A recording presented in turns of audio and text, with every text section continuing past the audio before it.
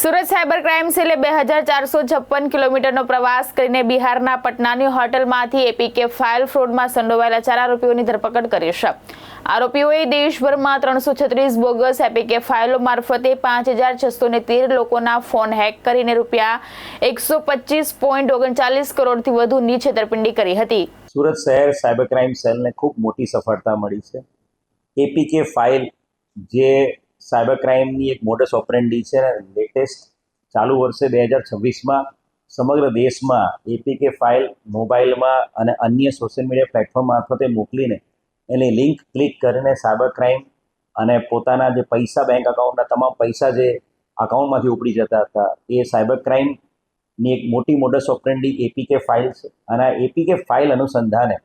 એક કમ્પ્લેન્ટ 1930 પર cyber crime police સ્ટેશનને મળી હતી અને એ કમ્પ્લેન્ટ મે મહિનામાં જે કમ્પ્લેન્ટ મળી હતી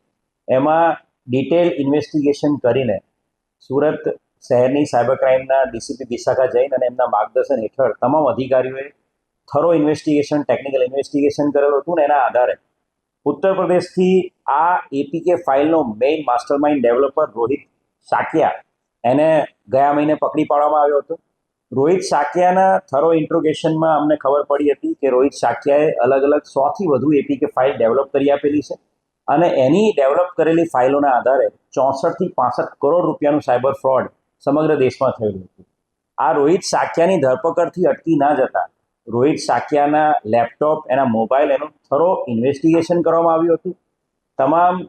ઇન્વેસ્ટિગેશનમાં તમામ સાયબર ક્રાઇમના ઉચ્ચ અધિકારીઓ જોડાયા હતા અને રોહિત સાકિયાના પ્રોપર રિમાન્ડ મેળવી એના ઇન્ટ્રોગેશન અને સાથે સાથે એના મળેલા લેપટોપ અને મોબાઈલના થરો ઇન્વેસ્ટિગેશન એના આધારે એક આખી ગેંગ જે મુખ્યત્વે જામતારાથી ઓપરેટ કરે છે એ ગેંગ સુધી પહોંચવામાં સાયબર ક્રાઇમ સેલને મોટી સફળતા મળી છે। સાયબર ક્રાઇમની અલગ અલગ ટીમોએ કુલ મળીને 2,500 કિલોમીટર જેટલી જર્ની કરી, સમગ્ર દેશના અલગ અલગ રાજ્યોમાં ટીમો મોકલી અને અંતે બિહાર પટના ખાતેથી આ જામતારા ગેંગના 4 વધુ સભ્યોને પકડી પાડેલા છે। ખૂબ મોટી સફળતા સાયબર ક્રાઇમ સેલને મળેલી છે। આ જે આરોપીઓ જે પકડાયા છે એ જહરુલ અંસારી, રાજન કુમાર, આદિત્ય રાજ અને સમીર ઉર્ફે શક્તિમાન છે। જહરુલ અંસારી ઉર્ફે ચાંદ એ આ તમામ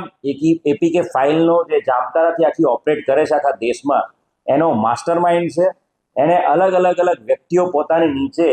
રાખેલા છે એના ગેંગના સભ્યો તરીકે અને જહરુલ અંસારીએ આજ સુધીમાં જહરુલ અંસારી ઉર્ફે ચાંદ જે જામતારા ઝારખંડનો છે એણે આજ સુધીમાં કુલ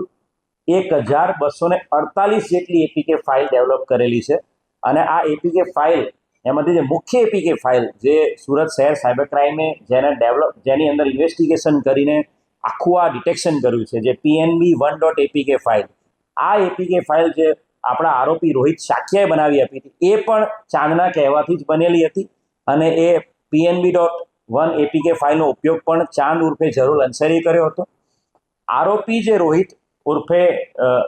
જે વિનોદ સાકિયા પકડાયો હતો, વિરેન્દ્ર સાકિયા, એ આરોપી પકડાયો એની માહિતી પણ આ લોકોને ઇન્સ્ટાગ્રામ દ્વારા સુરત સિટી પોલીસના પેજ પરથી અમને ખબર પડી હતી અને ત્યારબાદ રાજન, આદિત્ય અને સમીર જે અન્ય 3 આરોપી પકડાયા છે એમણે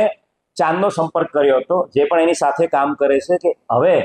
રોહિતની જગ્યાએ અમે તમને એપીકે ફાઇલ ડેવલપ કરી આપીશું। એટલે રાજન અને આદિત્ય એ પણ એ એપીકે ફાઇલ ડેવલપ કરી આપે છે અને સાથે સાથે સમીર ઉર્ફે શક્તિમાન એ પણ ચાંદ સાથે મળીને કામ કરે છે અને જેનું મુખ્ય કામ આ ટેકનિકલ ઓપરેટર તરીકેનું અને ડિસ્ટ્રીબ્યુશન પાર્ટનર તરીકેનું છે। ટેલિગ્રામ મારફતે આ લોકો સમગ્ર દેશમાં આ જે એપીકે ફાઇલ છે એપીકે ફાઇલ ડેવલપ કરીને આપતા હોય છે અને સમગ્ર જામતારાની આ જે ગેંગ પકડાઈ છે જહરુલ અંસારી, રાજન, આદિત્ય અને સમીર, આ 4નું ફર્ધર ઇન્ટ્રોગેશન કરતા એ ખબર પડી છે કે આ ટોટલ જે 1248 એપીકે ફાઇલ છે એમાં જે ઇન્વેસ્ટિગેશન જે અત્યાર સુધીમાં જે વિશ્લેષણ જે કરવામાં આવ્યું છે ટેકનિકલ ઇન્વેસ્ટિગેશન એની અંદર અત્યાર સુધીમાં કુલ 336 એપીકે ફાઇલનો ડેટા અમને મળ્યો છે જેની અંદર કુલ મળીને સમગ્ર દેશમાં 31,000 મોબાઈલની અંદર આ એપીકે ફાઇલ ડાઉનલોડ કરવામાં આવેલી હતી અને ટોટલ 1 લાખ બેંક ટ્રાન્ઝેક્શનો આ એપીકે ફાઇલ ડાઉનલોડ થયા પછી સાયબર ફ્રોડસ્ટર દ્વારા કરવામાં આવ્યા હતા અને કુલ મળીને આ 336 ફાઇલો દ્વારા 125 કરોડનું સમગ્ર દેશમાં સાયબર ફ્રોડ આચરવામાં આવ્યું હતું। અને ટોટલ 125 કરોડ રૂપિયાનું આ જે સાયબર ફ્રોડ છે એમાં મુખ્યત્વે આ તમામ લોકો આરોપીઓ આ બેંકની ડિટેલ્સ જે એપીકે ફાઇલ મારફતે તમામ વિક્ટિમ્સની બેંકની ડિટેલ મેળવી લેતા હતા અને બેંકની ડિટેલ મેળવ્યા બાદ એના કેવાયસી તમામ ડિટેલ મેળવ્યા બાદ એના બેંક ખાતાઓની ડિટેલ મેળવીને તાત્કાલિક એ પૈસા ટ્રાન્ઝેક્શન કરી લેવામાં આવતા મ્યુલ એકાઉન્ટમાં અને મ્યુલ ક્રેડિટ કાર્ડમાં અને ત્યારબાદ એમના અલગ અલગ ગેંગના સભ્યો દ્વારા એને રોકડમાં રૂપાંતરિત કરી અને એ લોકો પોતે આ સાયબર ફ્રોડ આચરતા હતા. એટલે ખૂબ મોટી સફળતા એપીકે ફાઇલ ડેવલપરને પકડવામાં તો મળી જ હતી, સુરત સાયબર સેલને રોહિતને પકડવામાં, પણ સાથે સાથે આ એપીકે ફાઇલ ડેવલપ કરવા માટે જે આખી ગેંગ ઓપરેટ કરી રહી છે જામતારાથી અને જે આ એપીકે ફાઇલ ઓર્ડર કરીને મેળવે છે અને ત્યારબાદ એ સમગ્ર દેશમાં એપીકે ફાઇલ અલગ અલગ સોશિયલ મીડિયા પ્લેટફોર્મ પર મોકલીને સાયબર કૌભાંડ આચરે છે, એ આખી ગેંગને પકડવામાં સુરત શહેર સાયબર ક્રાઇમ પોલીસને મળી છે. સર આરોપીઓના ઇતિહાસ શું છે, કેટલું ભણ્યા છે અને કેટલા રૂપિયામાં એપીકે ફાઇલ વેચતા હતા એ લોકો? હાલ જે પૂછપરછ કરી છે એમાં જરૂર અંસારી છે, ધોરણ 12 પાસ છે, રાજન કુમાર છે એ પણ ધોરણ 12 પાસ છે, આદિત્ય છે એ પણ ધોરણ 12 પાસ છે અને સમીર ઉર્ફે શક્તિમાન છે એનું અત્યારે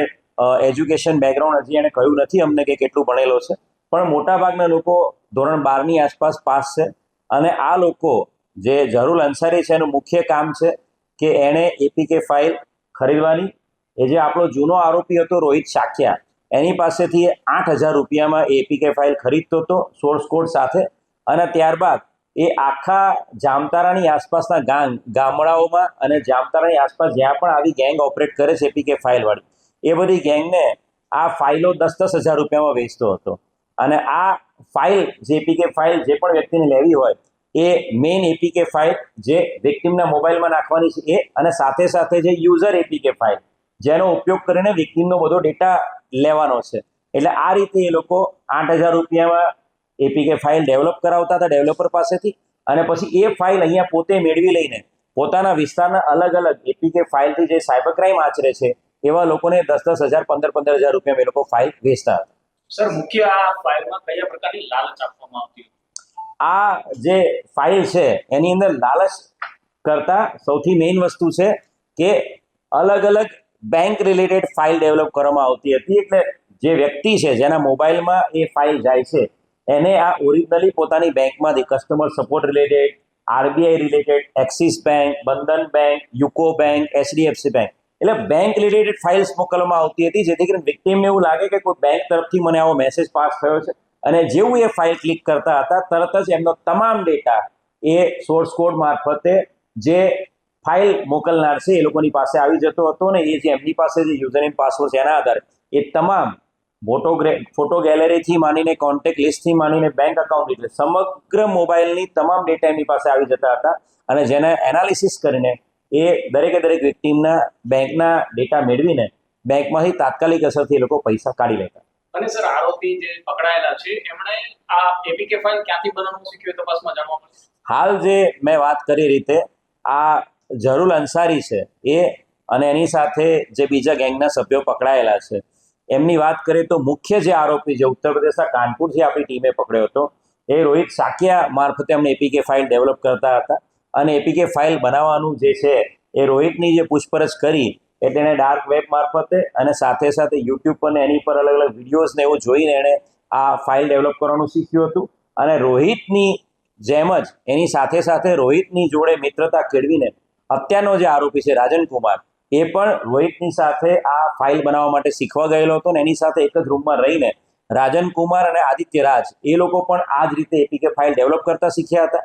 આપણો આરોપી જે ગયા મહિને રોહિત પકડાયો એની હકીકત એમને અલગ અલગ સોશિયલ મીડિયા પ્લેટફોર્મથી અને મીડિયાના ન્યૂઝ મારફતે થઈ હતી અને એના કારણે જલુલ અંસારી ઉર્ફે ચાંદ એને એપીકે ફાઇલનો સપ્લાય બંધ ના થાય એના માટે રાજન અને આદિત્ય રાજે સંપર્ક કર્યો હતો અને એમણે કહ્યું હતું કે આ જે આરોપી રોહિત છે એણે એપીકે ફાઇલ તમારા માટે જે બનાવી આપી હતી પીએનબીની એ ફાઇલ ડેવલપર છે ઉત્તર પ્રદેશનો કાનપુરથી સુરત શહેરની સાયબર ક્રાઇમની ટીમે પકડી પાડ્યો છે. એટલે હવે તમારે એપીકે ફાઇલ ડેવલપ કરવી હોય તો તમે અમારો સંપર્ક કરી શકો છો. અને એને એ પણ કહ્યું હતું કે તમે જામતારા છોડી દો, તમારી પાછળ પોલીસની ટીમ સુરત શહેરની પોલીસ ટીમ લાગેલી છે. એટલે અમારી ટીમ જ્યારે ઉત્તર પ્રદેશથી જામતારા અને જામતારાથી પછી પીછો કર્યો ત્યારે અમને ખબર પડી કે આ ટ્રેન મારફતે એ જામતારા છોડીને બિહાર તરફ ભાગી ગયો છે અને મોડી રાતે લોકલ પોલીસની મદદથી સુરત શહેરની સાયબર ક્રાઇમ ટીમે એક હોટલ પર દરોડા પાડ્યા હતા અને હોટલની અંદરથી 4 જણા જે આ રૂમમાં સંતાયેલા હતા, જરુલ અંસારી, રાજન, આદિત્યરાજ અને સમીર, આ ચારે ચારને એક સાથે પકડી પાડવામાં આવ્યા છે. ભાવેશ ઉપાધ્યાય, દ્રષ્ટિકોણ ન્યૂઝ, સુરત.